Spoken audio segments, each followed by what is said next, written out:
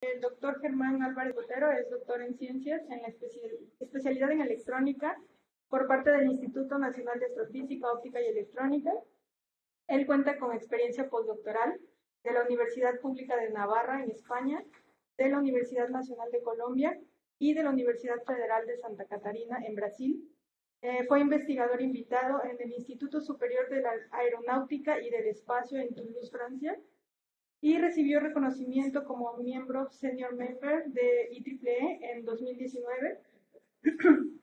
El doctor Álvarez Botero durante más de 15 años ha trabajado en proyectos de investigación científica e ingeniería aplicada en el área de R.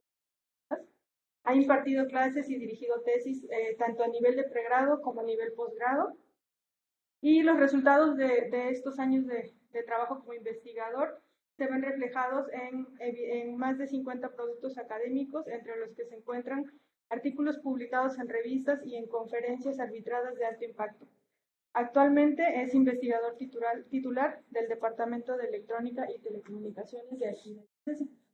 Y pues bueno, este es un poquito para el seminario. Va a presentar ahorita el doctor y al final vamos a tener un tiempo para que hagamos sus preguntas. También las personas que están conectadas a través del link pues pueden hacer sus preguntas en el chat. Y por favor, ahora sí se comentamos. Gracias por la introducción. Muchas gracias a todos por asistir. Veo muchas caras que no reconozco en el seminario del departamento y eso es muy agradable. Es como que muy agradable ver el interés que genera el tema, un tema que hemos empezado a explorar recientemente, aunque el radar tenga más de 100 años de invención. Aún vamos a ver que sigue siendo una de las tecnologías que difícilmente podríamos superar sus bondades. Empecemos por la idea principal que nosotros tenemos de radar, o cuando nos hablan de un radar, la primera idea que se nos viene a la cabeza es el radar que se utiliza en la industria aeronáutica.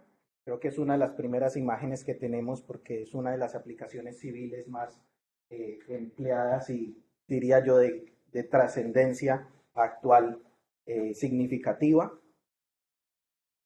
Y otros radares que probablemente reconozcamos o traigamos a nuestra mente sean los radares meteorológicos, por ejemplo este que está aquí en Los Cabos, y que básicamente nos dan esas advertencias sobre el clima, nos dicen cuándo viene el huracán y entonces la gente se prepara y nos permiten hacer esas previsiones climatológicas. O tal vez los radares que propiamente tienen las aeronaves, ¿no? Se han preguntado en algún momento, por ejemplo, qué es lo que traen los aviones en la naricita. Pues en la naricita traen justamente el radar.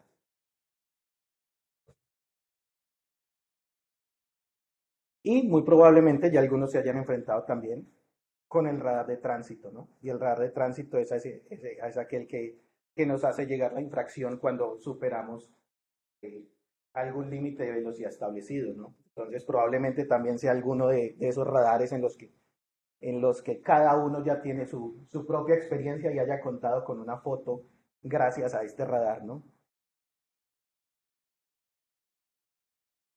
Pero partamos de cómo funciona un radar. Bueno, si pensamos en el radar como ese dispositivo que genera una onda electromagnética que se propaga a lo largo del espacio y al momento de encontrarse con un objetivo, este refleja cierta cantidad de energía hacia ese dispositivo que generó esa onda electromagnética. Y ese es el principio funcional de lo que nosotros llamamos radar.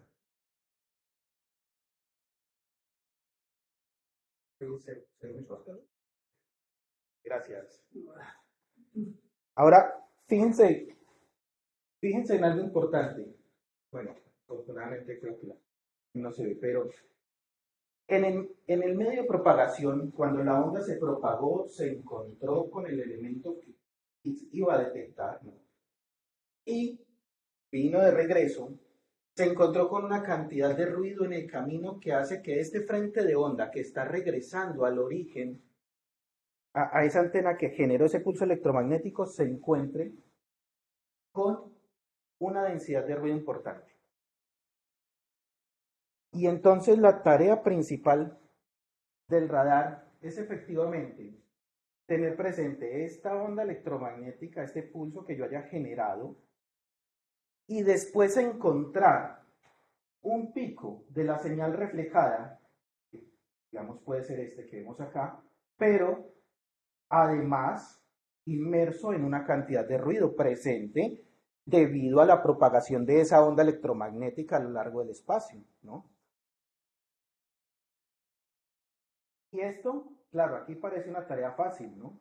Pero es muy probable que lo que encontremos es que este pico se encuentre completamente inmerso dentro del ruido presente y eso nos va a dar, en últimas, el nivel de detectabilidad de un objeto utilizando la tecnología de radar. Bien, con eso en mente, nosotros podemos pensar en que podemos describir todo ese fenómeno a través de la famosa ecuación de radar, ¿no? Tranquilos, no se asusten, vamos a entender esto por paso.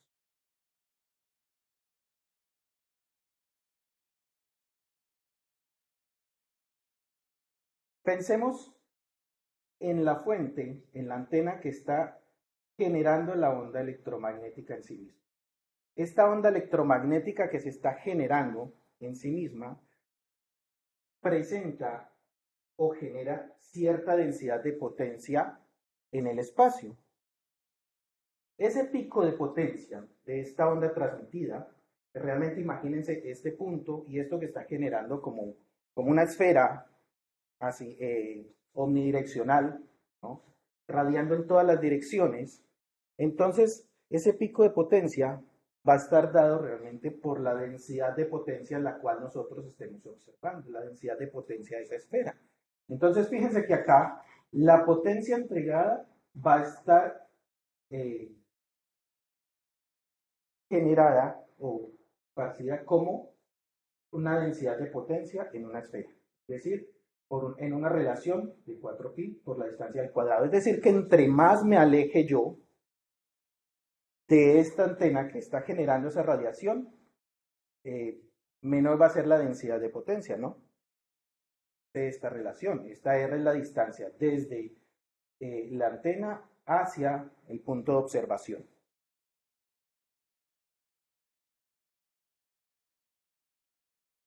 Muy bien. Ahora, fíjense que, claro, yo no necesito concentrar esa potencia. Por eso, las antenas de radar en general, fijan, la mayoría son unas parábolas. ¿Y qué hacemos con esto? Concentrar la energía en una dirección de tal forma que la ganancia implícita, perdón, la densidad de potencia se vea aumentada por la ganancia de la antena. Aquí tenemos entonces que la densidad de potencia, si yo la tomo en este punto, va a ser de alguna forma amplificada por la ganancia de la antena. Es decir, ahora esta densidad de potencia, que omnidireccionalmente estaba representada por esta expresión, pues vamos a tener una mejora en la densidad propia de potencia que yo estoy enfocando sobre el objetivo. Bien, ya tenemos una parte, ya entendemos que esta ecuación de radar va a tener presente la radiación generada por la antena y que va a ser mejorada por la ganancia de la antena. Ahora, este frente de onda va a continuar propagándose,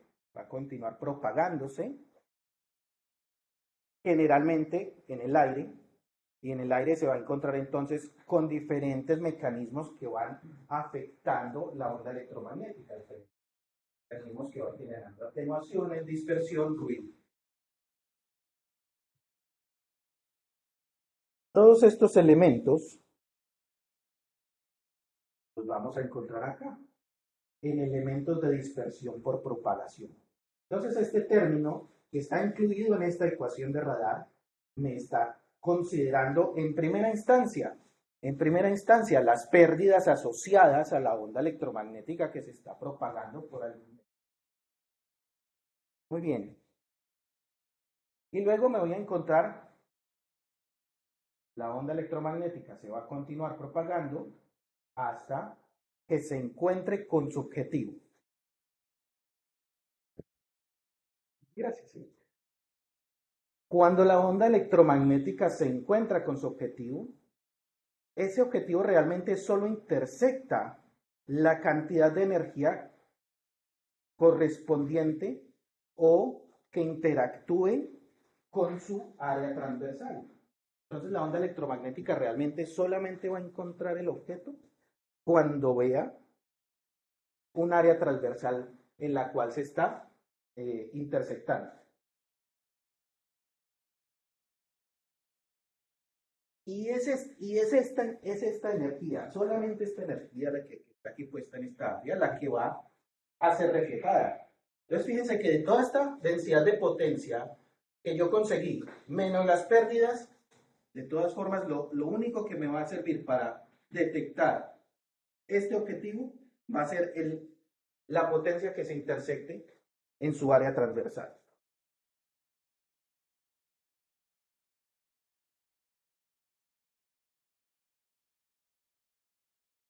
Y eso está considerado en este tema, la sección transversal. Es decir, esta densidad de potencia en últimas, para yo entender cuál va a ser la potencia que va a regresar, va a estar designada por esta área transversal.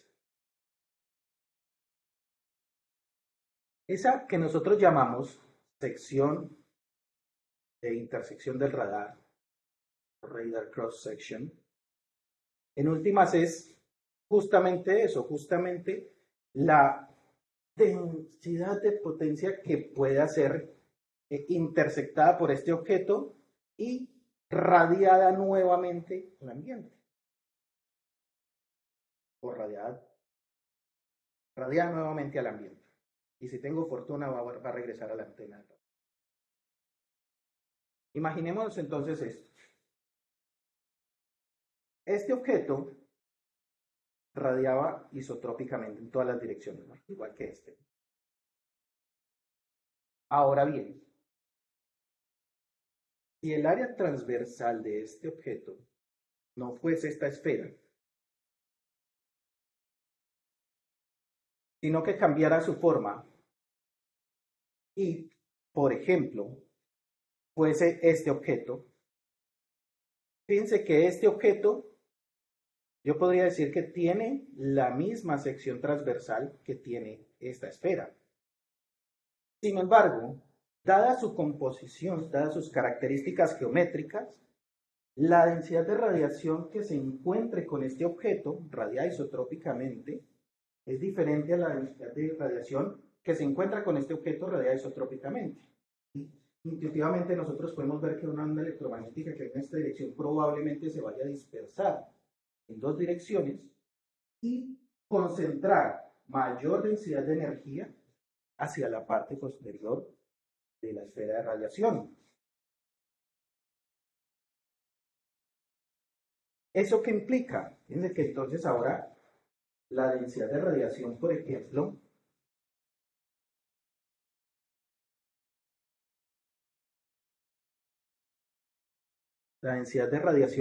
en esta zona es mucho menor que la radiación en esta zona, lo que intuitivamente me haría ver el objeto como si fuera más pequeño, como si fuera de sección transversal más pequeña.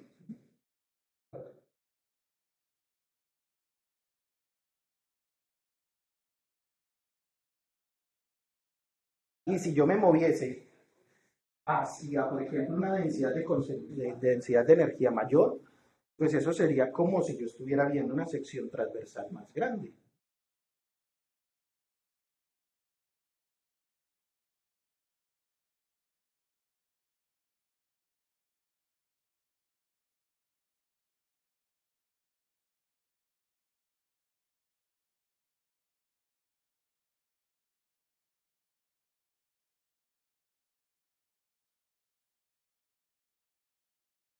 Supongamos que de cualquier forma, la densidad de energía que radiamos en todas las direcciones esté concentrada en una esfera. O sea, la densidad de energía que está siendo rerradiada por el objeto tenga la misma forma de la dirección de la misma esfera que generó la radiación.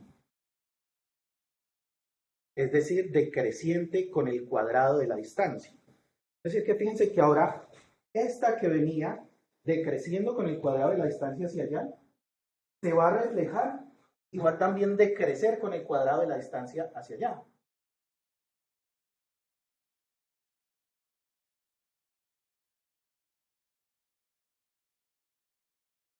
Y si la mayor densidad de energía se radió hacia otro lado, pues lo que está regresando hacia la antena es aún menor.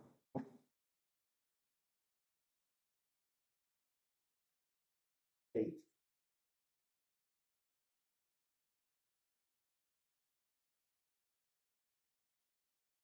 Ahora, ese frente de onda que se está propagando en esta dirección, podríamos decir sin duda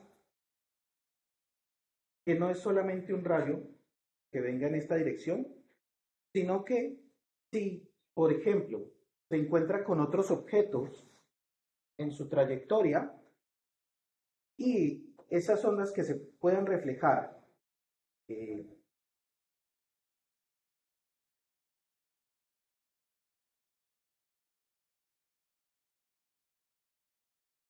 constructivamente, que se pueden reflejar de forma constructiva con otras ondas que se estén reflejando, podrían aumentar un poco esta potencia que estoy recibiendo en la antena, siempre y cuando haya una intersección constructiva de las antenas, de la energía.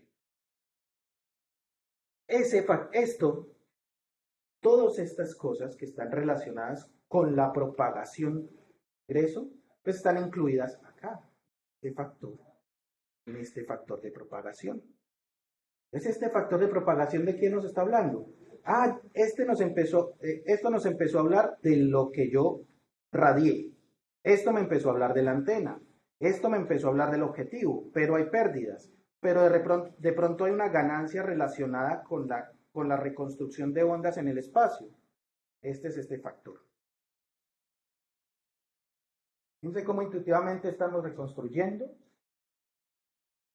esta ecuación. Cómo físicamente empieza a cobrar sentido esa ecuación y cómo entonces esa ecuación nos empieza a contar ahora sí una historia de lo que está pasando físicamente en el.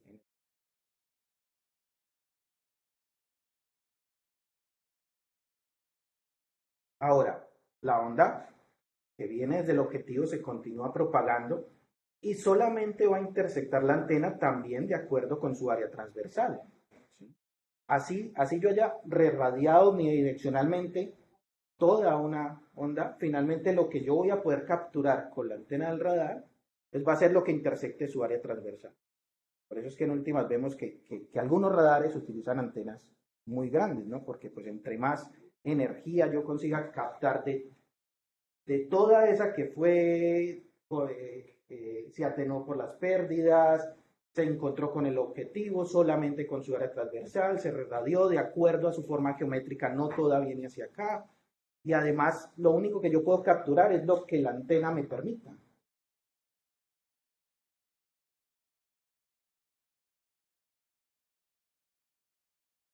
Esa densidad de potencia que yo estoy intersectando aquí con esta antena está relacionada evidentemente con su área, se ve afectada no solamente ahora por la propia capacidad de la antena de transformar esa energía en algo eléctrico, sino incluso por los componentes electrónicos propios del sistema de radar. Y es decir, que a este componente de pérdidas, además de las pérdidas en propagación, yo tendría que considerar las pérdidas propias del sistema, la conversión de energía de la antena, la conversión de los circuitos y además las pérdidas propias relacionadas con solamente el área transversal que yo estoy considerando de la antena, ¿no? Todas estas cosas, todas estas pérdidas son de los que me habla este factor L aquí. Realmente Fíjense que no solamente cuando yo digo, es que este factor en la ecuación me considera las pérdidas, sí, pero ¿las pérdidas de dónde? A las pérdidas de todo este fenómeno físico del que me está hablando la tecnología de radar. Bien. Y otro montón de ecuaciones que no los voy a aburrir con esto, pero a lo que quiero que lleguemos es que si la ganancia de transmisión de la antena de transmisión es la misma antena que la ganancia que yo pueda tener en recepción, pues entonces aparece un término cuadrático acá, ¿no? Pero si yo tengo un radar con dos antenas, pues entonces tendré que considerar tanto la ganancia de la antena transmisora como de la antena receptora. Ya vamos a ver un poco radares con más de una antena. Y entonces en últimas ahora, de repente esa ecuación de radar que vimos al principio y que nos asustó, cobra vida y nos cuenta una historia. Nos cuenta una historia de que, ¿qué potencia quiere recibir un radar? Pues la potencia que usted transmita, ¿no? Entonces si usted quiere recibir más, tendrá que poner mucha más potencia, ¿no? La ganancia de las antenas, transmisora o receptora, tendrá que tener presente cuál es la ganancia de las antenas si quiere tener mayor potencia receptora.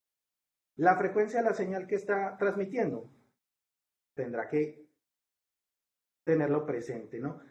La sección transversal, esto digamos que es algo inherente al objetivo y por lo tanto esto está fuera de nuestro control, ¿no?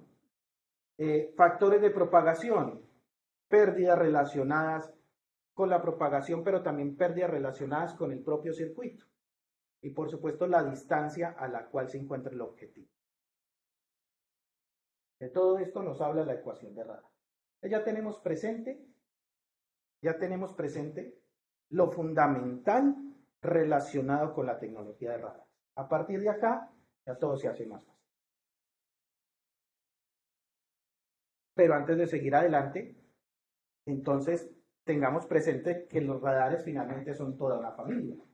Hay diferentes radares con diferentes tecnologías, entonces pensemos en una taxonomía para los radares y poder entender dónde nos vamos a ubicar sobre lo que nosotros vamos a hablar. Vamos a tener radares activos y radares pasivos. Vamos a tener radares activos como el que acabamos de conceptualizar, en el cual se genera una señal, se llega a un objetivo y este objetivo redradia hacia la antena. Es decir, un radar activo es aquel que genera una señal. Es decir, podríamos hacer un símil y decir, un radar activo es aquel que habla y escucha. Un radar pasivo solamente escucha, solamente tiene una antena, solamente está escuchando. Estos radares activos podemos diferenciarlos a su vez en radares monostáticos, que son aquellos radares que utilizan una sola antena. Los radares monostáticos son aquellos radares en los cuales la misma antena que transmite es la misma antena que recibe, mientras que los radares biestáticos utilizan una antena para transmitir y una antena para recibir. Es decir, tienen dos antenas. O tienen dos arreglos de antenas, ¿no? Los radares modernos generalmente son arreglos de antenas también, en los cuales podemos tener múltiples entradas, múltiples salidas. Sí, pero en últimas el principio funcional detrás del circuito es tener un conjunto de antenas que transmitan, un conjunto de antenas que reciban, o un conjunto de antenas, un arreglo de antenas que transmite y recibe.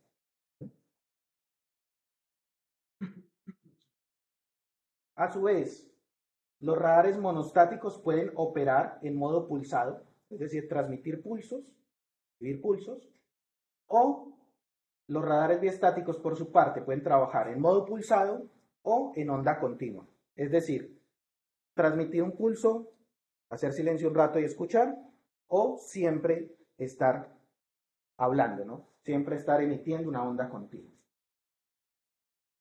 Y esa onda continua, a su vez, yo puedo modularla, puedo simplemente radiar la onda, y decir que es un radar de onda no modulada, o puedo modularla en fase y decir que es un radar continuo, modulado en frecuencia o modulado en fase, ¿no? Entonces puedo modular en frecuencia o puedo modular en fase la señal que estoy transmitiendo al ambiente para detectar un objetivo. Particularmente la modulación en frecuencia puede ser una modulación lineal o no lineal. Y ahí tenemos entonces una taxonomía. Ahora nosotros vamos a centrarnos en un radar diestático con operación pulsada. Entonces, ese va a ser nuestro escenario en este seminario. Y bueno, espero que en otras ocasiones podamos hablar de los de onda continua. Muy bien, si ese es nuestro escenario, va a ser un radar que va a emitir una señal y que va a recibir con una antena o con dos. Primero e importante, la característica de la onda electromagnética que vamos a propagar, si bien vimos que en energía vamos a ver una esfera, la excitación va a ser en determinada polarización del campo. Generalmente los radares operan emitiendo ondas en polarización circular o en polarización elíptica. Y eso quiere decir que cuando nosotros generamos el pulso, vamos a estar emitiendo realmente dos señales. Una señal de tipo senoidal y una señal de tipo cosenoidal. ¿Sí? Es decir, y de aquí en adelante vamos a conocer esas dos señales como una señal que está en fase y una señal que está en cuadratura. Estas son las dos señales que vamos a emitir. Entonces, cuando yo vaya a reconstruir la señal, cuando yo vaya a emitir la señal, inherentemente voy a estar transmitiendo dos señales. Y por supuesto voy a leer entonces dos señales cuando esté recibiendo, una señal en fase y una señal en cuadratura. Muy bien, supongamos que yo genero este pulso durante determinado tiempo.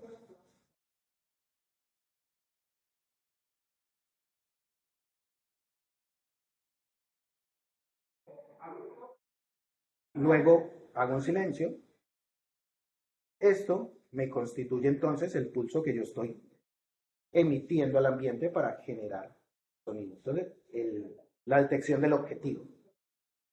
Pues, hago un silencio, genero mis dos señales en fase en cuadratura y luego hago un silencio. Ese es el principio de operación de un radar pulsado.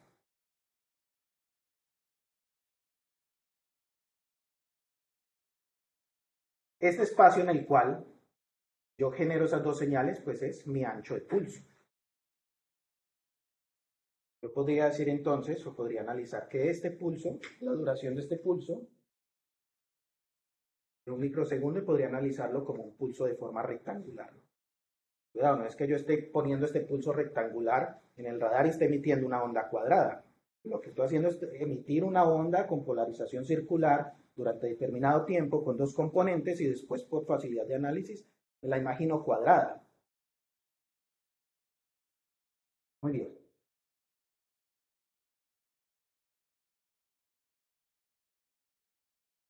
Y por supuesto, empiezo a emitir un tren de pulsos relacionados, espaciados temporalmente, ¿no? Y eso me va a permitir entonces que yo sepa, de acuerdo al espaciamiento de estos pulsos, cuál va a ser el máximo rango que yo pueda alcanzar de detectabilidad con mi radar. Y eso va a estar relacionado con el espacio que yo tenga entre los pulsos, es decir, con el tiempo muerto entre los pulsos, con el tiempo en el que mi radar ya solamente está escuchando, ¿sí? Y, bueno, por ejemplo, aquí creo que los estudiantes que vieron con círculos de señales, por ejemplo, entienden que este 2, por supuesto, está relacionado con el tiempo que le toma a la onda electromagnética llegar al objetivo y regresarse, ¿sí? Y esta C, pues, es la velocidad de la luz, pensando en que sea un radar que esté propagando ondas electromagnéticas en el aire, ¿no? Ok, entonces fíjense que este rango de detectabilidad me está hablando entonces de la distancia en la cual yo puedo detectar un objetivo. Me está diciendo, a ver, por supuesto, entre más espaciados tengan los pulsos, puedes aumentar tu rango de detectabilidad. Sí, claro. Pero la ecuación de radar me decía que entre más yo quiera propagar una señal, pues más pérdidas voy a tener, ¿no? Entonces, cuidado. No es todo así como pensar en que este es un espacio ideal. Muy bien, esta frecuencia que nosotros llamamos frecuencia de repetición de pulsos me va a determinar entonces la detectabilidad del sistema. Ahora bien, fíjense que este pulso se encontró con el objetivo y regresó. ¿Quién regresó? Regresan estos pulsos. ¿Por qué regresan estos pulsos tan pequeñitos? Pues por todo lo que ya hablamos y todo lo que ya entendimos de la ecuación de radar y todas las pérdidas que hubieron en el camino para poder encontrarme con ese pulso, con ese pequeño pulso que regresó.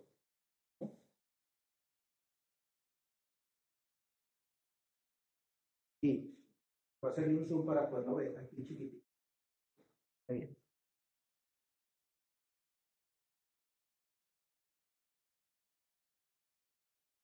Este pulso, hicimos aquí un zoom también. Este pulso que regresó, fíjense que no solamente regresa este pulso, sino que regresa además todo el ruido en el que está inmerso ese pulso. Recuerden que una cosa es lo que yo transmití y otra cosa es lo que tuvo que interactuar con todos los ruidos del sistema que generaron pérdidas y que generan todo un piso de ruido, ¿no?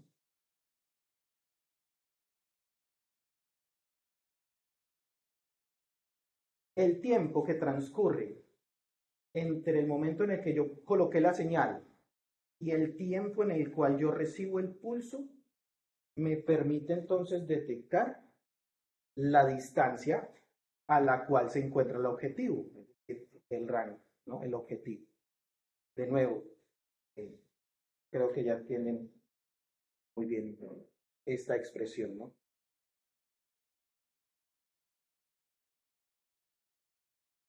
Muy bien. Ahora,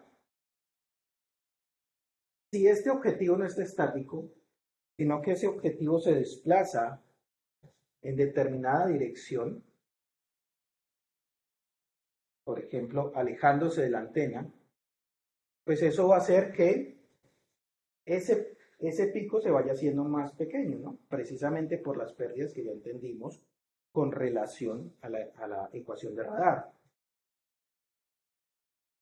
Y entonces se empieza a hacer, fíjense que ahora ese pico se encuentra casi inmerso en el piso del filo. Y se empieza a hacer mucho más complejo la detección y discriminación de ese ruido.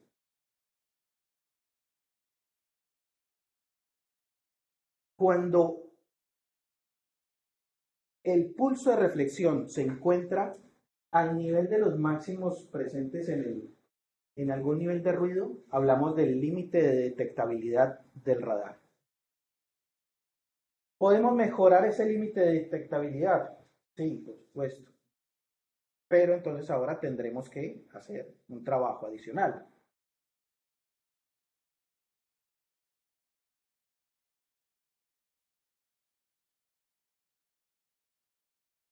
Esta ecuación.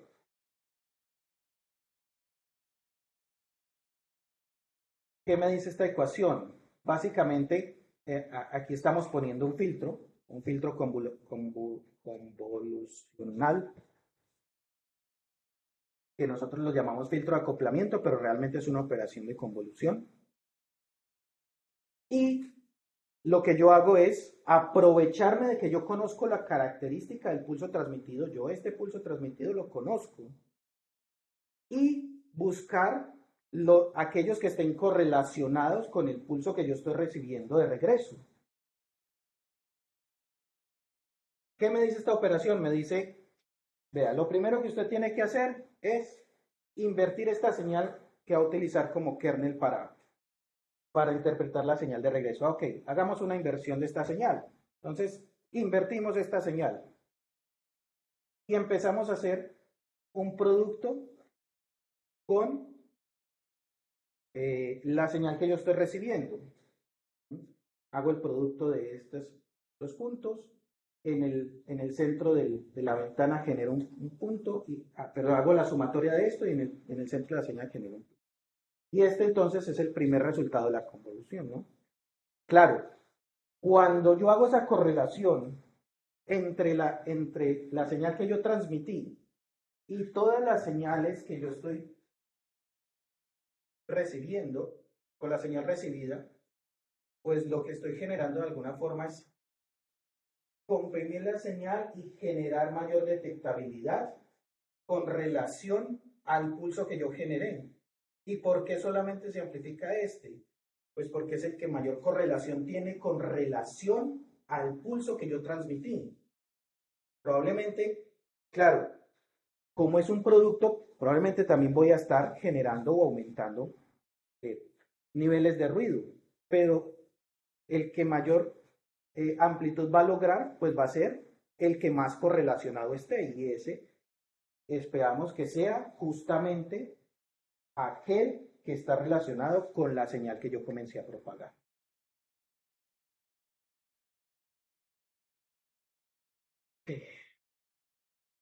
Y entonces, claro, a medida que yo voy corriendo el filtro, voy corriendo el filtro, me encuentro con un pulso que tiene mayor correlación, pues ese es el que voy a empezar a resaltar, ¿no? Y fíjense cómo entonces yo moví mi límite de detectabilidad, lo subí y mejoré la relación de señal a ruido del sistema.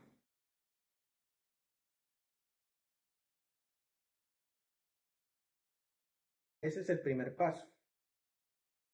Y luego el segundo paso, pues es que no hacer una sola medida en el tiempo, ¿no? Sino hacer un conjunto de medidas de tal forma que,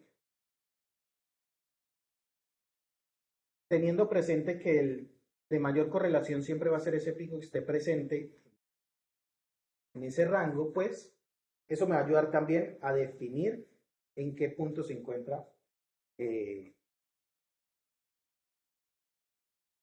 objetivo, ¿no? Muy bien. A este proceso le llamamos integración. Entonces, dos elementos importantes para definir el rango de un objetivo cuando utilizamos en un radar es, primero, el filtro de acoplamiento y segundo, la integración de señales. Ahora bien, eso nos ha ayudado a definir el rango. ¿Qué nos ayuda a definir la velocidad? Ah, pues justamente nos va a ayudar a definir la velocidad, la relación de esas dos señales en cuadratura que yo propagué. ¿Cómo va a ser eso? Ya dijimos que el tiempo que transcurre desde que yo excité la señal hasta que recibí la señal me va a determinar el rango. Si yo observo las señales en cuadratura mientras el objetivo esté estático, podríamos ver que las señales en cuadratura, en este caso en 3 pulsos que estamos evaluando, pues vamos a ver que en el tiempo se van a mantener iguales, ¿no? Es decir, voy a ver como una señal. ¿Y eso qué me está diciendo? Me está diciendo, pues, ¿puede detectar el rango? Sí, acá, de acuerdo a la distancia del pulso. Y el objetivo está estático, no se está moviendo. Pero ¿qué pasa si el objetivo se comienza a mover? ¿Qué pasa si el objetivo se comienza a mover? Es decir, si comienza a aumentar la distancia entre el pulso y el pulso detectado. Entonces, estas dos señales también van a comenzar. Cuando yo evalúo la distancia entre las señales en fase y en cuadratura, voy a ver entonces que estas dos señales me van a presentar una frecuencia mucho menor que la frecuencia que estamos. Y eso lo pueden ver seguramente que yo estoy tomando aquí un punto de muestreo, y realmente lo que estoy viendo aquí es un alias de esta señal. Y ese alias de estas dos señales que yo me estoy encontrando ahí está relacionada con el corrimiento Doppler que sufren estas señales al momento de encontrarse con ese objetivo, Y por lo tanto, la frecuencia de estas señales me está hablando de la velocidad a la cual se está moviendo ese objeto.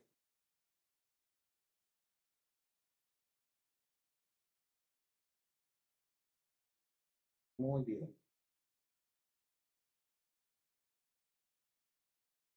Mismo efecto que acabamos de ver. Ok, entonces fíjense que tenemos, primero, si yo quiero detectar el rango, entonces me ubico en dirección del tiempo del pulso. Y si yo quiero analizar la velocidad, hago un análisis de los elementos en cuadratura. Ahora, claro, entre más datos yo tenga de esta señal, pues mejor va a ser. Entonces, vienen dispositivos que tengan diferentes antenas y que me permitan entonces procesar esta información en paralelo. Entonces, si yo estoy escuchando la misma señal con un arreglo de antenas, pues mejoran las prestaciones del radar, ¿no? Como si estuviera procesando con diferentes antenas. Esto es lo que se conoce como el cubo de datos de análisis en un radar de múltiples entradas. Muy bien. ¿Qué problema tiene hacer esto? ¿Qué problema tiene hacer un análisis de múltiples entradas? Que puede existir un acoplamiento directo entre las señales de transmisión y de recepción, ¿sí? Especialmente en los radares que ya no son grandes como los de aviación, sino los que son muy pequeños. A medida que yo voy juntando las antenas, este conjunto de datos se puede acoplar directamente la antena de recepción con la antena de transmisión sin necesidad de ir al objetivo. Y ese es uno de los retos interesantes en la tecnología de radares. Justamente un reto que está abordando en una tesis de maestría Rey González con relación al análisis de ese acoplamiento directo que puede existir entre la antena de transmisión y la antena de recepción.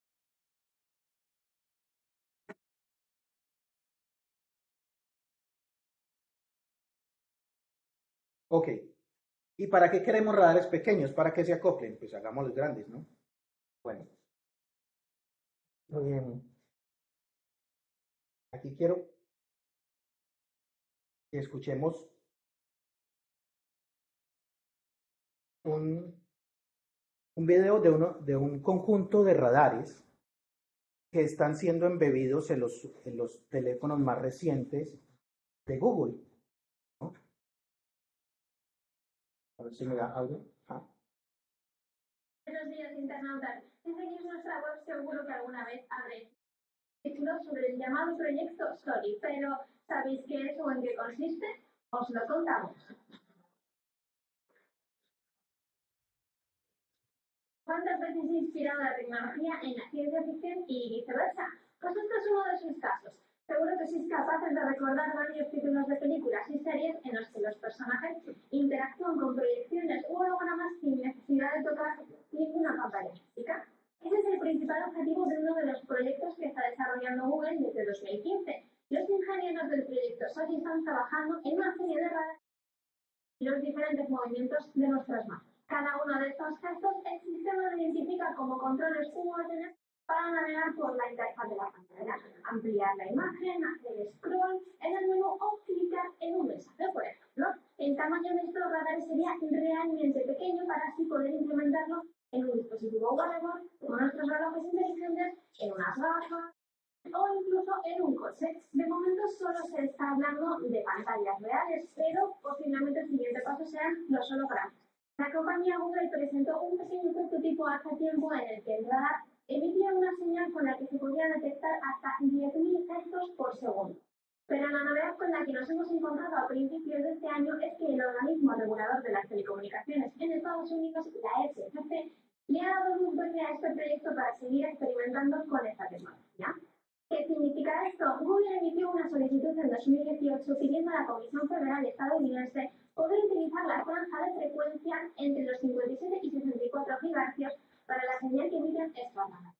Al principio, otras compañías como como Facebook advirtieron que si el proyecto crecía y se creaban miles de dispositivos como estos, la señal podría interferir en otras tecnologías y aparatos. Pero al final se ha llegado a un acuerdo en el que se le ha otorgado el permiso a Google para continuar con el desarrollo de esta tecnología usando una franja menor a la que ellos habían solicitado. El proyecto Solid sigue adelante, pero me temo que aún tendremos que esperar mucho para poder hacer una llamada con un simple chasquido de dedos o subir y bajar el volumen de la música. Aunque no lo podéis hacer con gestos, por favor, si os ha gustado este vídeo, dadnos un like, suscribiros a nuestro canal y dejarnos un comentario contándonos qué haréis vosotros con esta tecnología. ¿Qué haríais vosotros con esta tecnología? Interactividad. Entonces ya el radar no solamente nos va a servir para detectar objetos grandes que se están moviendo, un avión, coche, sino que ahora empezamos a hablar de gesticulación a través de radares pequeños, de radares que ya utilizan el efecto Doppler a menor escala, radares denominados de tipo microdoppler. Y en esta dirección también hemos empezado a explorar esta tecnología y utilizando radares pequeños como estos de Infineon que tengo aquí, hicimos unas pruebas para identificar gestos. Entonces, empezamos a hacer este movimiento con el radar, o este, ¿no? Y con los resultados, por ejemplo, el movimiento lateral y todos los demás, con estos resultados entrenamos una red neuronal. Esa red neuronal, aquí están los resultados basados en una plataforma de Impulse, que fue la que hice en primera instancia para el análisis de datos.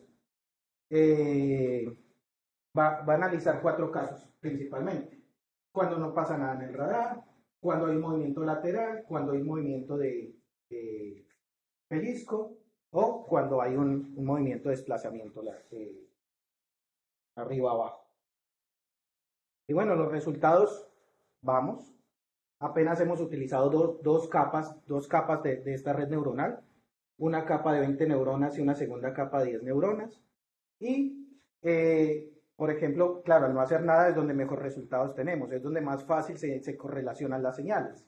En el movimiento lateral tenemos aproximadamente un entrenamiento de la señal del 41.2%, el movimiento de pellizco del 40%, y curiosamente el que menos precisión hemos tenido es en el movimiento de tapa.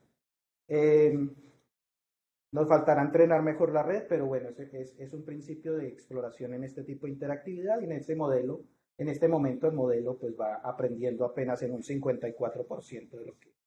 Probablemente a medida que mejoremos la red, que tengamos algunos otros elementos relacionados o algunas otras capas, otras técnicas, podamos mejorar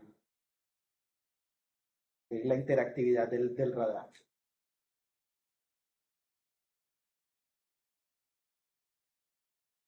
Y otra cosa que hemos estado explorando, que no tiene nada que ver con el theremin de Sheldon, ¿no? Si conocen el theremin es un instrumento musical que utiliza básicamente un principio de variación de la capacitancia para generar notas a través de la variación de la perturbación del campo cercano. Creo que lo voy a dejar para el final, pero lo que hicimos fue básicamente tomar nuestro radar, como el radar ya conoce a qué velocidad me estoy moviendo, pues entonces acá a esta velocidad le interpretamos algunas de las notas musicales, y entonces ahora podemos pensar en él como un instrumento musical, más bien como un mecanismo de interactividad, más que querer hacer otro instrumento musical, es que realmente nos está hablando de las posibilidades de interacción con ondas electromagnéticas a través de radares de tipo microdoppler.